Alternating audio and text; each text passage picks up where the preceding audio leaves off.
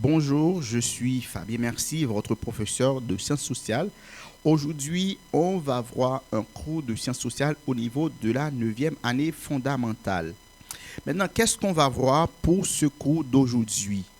Pour ce cours d'aujourd'hui, on va voir les sociétés et les groupes sociaux, la définition de la société, groupes sociaux, l'évolution des sociétés humaines et une petite évaluation. Passons, chers amis, à la définition des sociétés. Qu'est-ce qu'on entend par société, chers amis?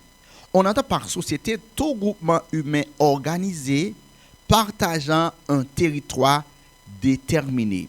Donc, si on voit une société, c'est un groupement humain organisé partageant un territoire déterminé. Donc, c'est-à-dire, on peut parler de la société américaine, de la société haïtienne. Pourquoi? Parce que nous avons un territoire déterminé. Par quoi les sociétés se différencient les unes des autres? Donc, chaque société se différencie les unes des autres par les éléments suivants. Un territoire. C'est-à-dire, la République d'Haïti a un territoire, un niveau de peuplement. C'est-à-dire, la République d'Haïti a un niveau de peuplement. On peut dire que nous avons environ 12 à 13 millions d'habitants. Un espace géographique. C'est-à-dire, Haïti, dans l'île d'Haïti, Haïti est située dans la partie l'ouest.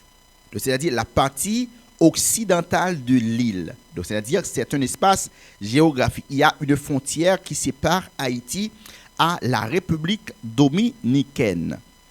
Donc, c'est-à-dire une société se différencie les unes des autres par d'abord un climat. Chaque société a un climat, donc soit un climat tropical ou un climat tempéré. Donc, c'est-à-dire chaque pays a une histoire. On peut dire que Haïti a une histoire propre.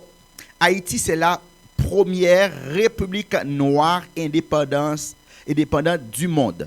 Donc, c'est-à-dire Haïti a pris son indépendance le 1er janvier 1804. C'est-à-dire chaque société a une histoire, une culture, donc un niveau de technologie, une économie. Donc, c'est-à-dire, vous voyez ici, ce sont l'ensemble des éléments qui différencient d'une société par rapport à une autre. Chaque société, chers amis, a donc ses caractéristiques propres. Chaque société a ses caractéristiques propres. Quels sont les groupes sociaux? Chers amis, on dit que l'hétérogénéité est la caractéristique fondamentale de toute société humaine. L'hétérogène. C'est-à-dire, on voit, quand on parle de hétérogénéité, on voit c'est plusieurs. Quand on parle de hétérogène, on voit c'est plusieurs. C'est-à-dire, quand on parle de homogénéité, homo c'est même, et généité, ça veut dire qui différencie, différencie. Donc, c'est-à-dire, aucune société n'est la même. Donc, c'est pourquoi on dit que l'hétérogénéité est la caractéristique fondamentale de toute société humaine. Aucune société n'est la même. Toute collectivité est divisée en groupes sociaux un peu différents les uns aux autres. C'est-à-dire, les collectivités sont différenciées par des groupes sociaux un peu différents les uns des autres. Ils peuvent parfois entrer en conflit. Donc, puisque ils sont différents, ils sont capables d'entrer en conflit. Donc, lorsqu'ils rentrent en conflit, il y a des affrontements. L'affrontement entre les groupes sociaux est à l'origine d'événements historiques. Quand des groupes sociaux sont capables d'entrer en conflit avec ça, pour aller des événements historiques. Par exemple, en Haïti, aujourd'hui, on parle, il y a affrontement entre des différents groupes sociaux dans le pays. Donc ça nous donne des événements, ça crée des événements historiques. Maintenant, groupes sociaux suite. Ainsi, l'histoire des sociétés peut changer sous l'influence des guerres et des révolutions, par exemple. Lorsqu'il y a conflit dans une société, ça peut changer sous l'influence des guerres et des révolutions. Par exemple, il y avait le conflit privilégié, non privilégié en France. Donc, ce conflit-là était à l'origine de la Révolution française de 1789.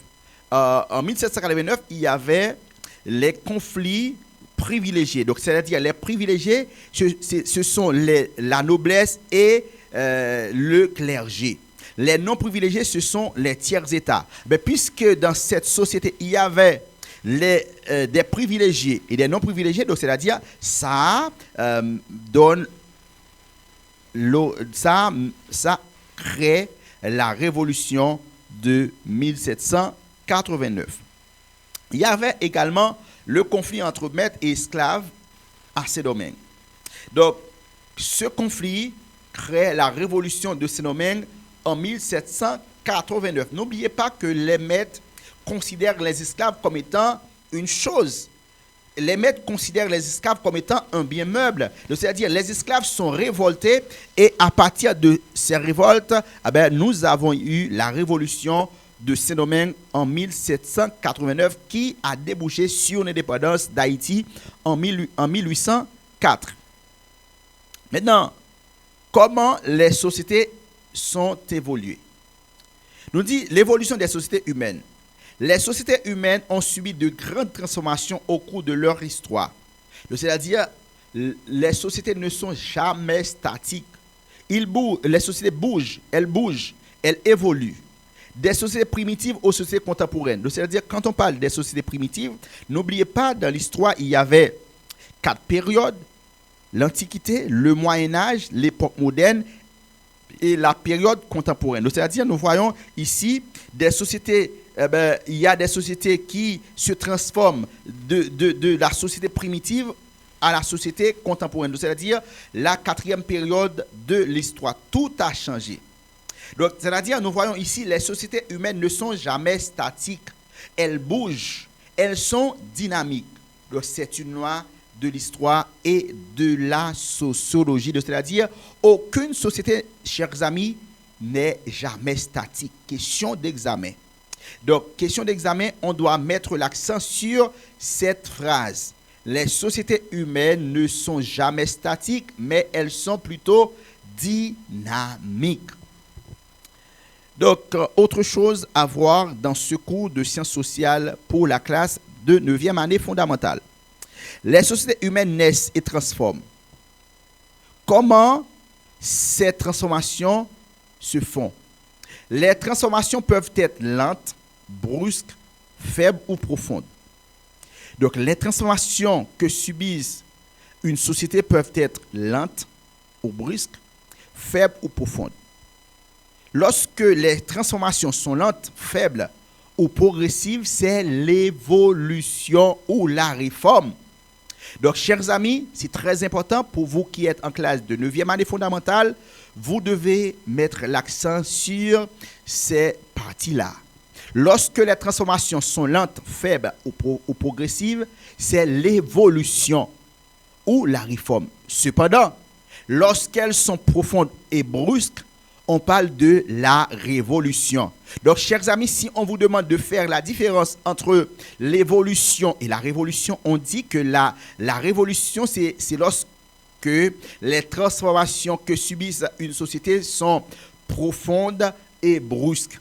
Tandis que quand on parle d'évolution, c'est lorsque les transformations sont lentes, faibles ou progressives. Donc, ça, c'est la différence qu'on peut établir entre la réforme et l'évolution ou réforme et la révolution.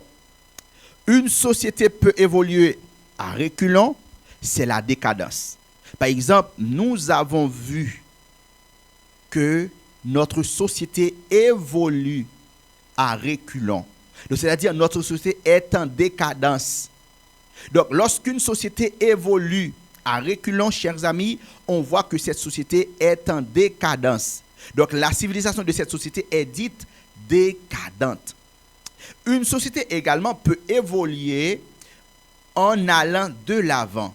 Donc, lorsqu'une société évolue en allant de l'avant, on dit que c'est le progrès économique, social et culturel. Donc, la civilisation de cette société est dite brillante.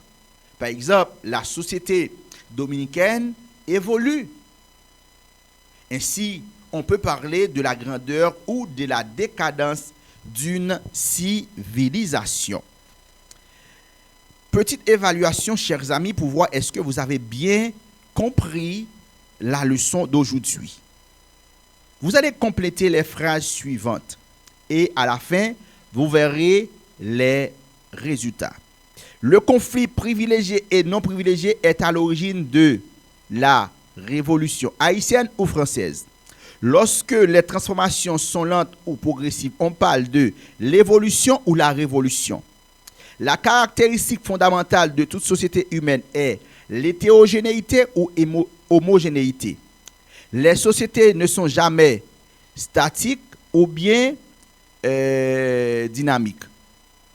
On n'entend pas tout groupement humain organisé partageant un territoire déterminé. Voyons maintenant les résultats. Donc, pour la première question, le conflit privilégié et non privilégié est à l'origine de la Révolution française de 1789. Bonne réponse. Lorsque les transformations sont lentes ou progressives, on parle de l'évolution. Tandis que si c'était brusque, donc on parlerait de la révolution.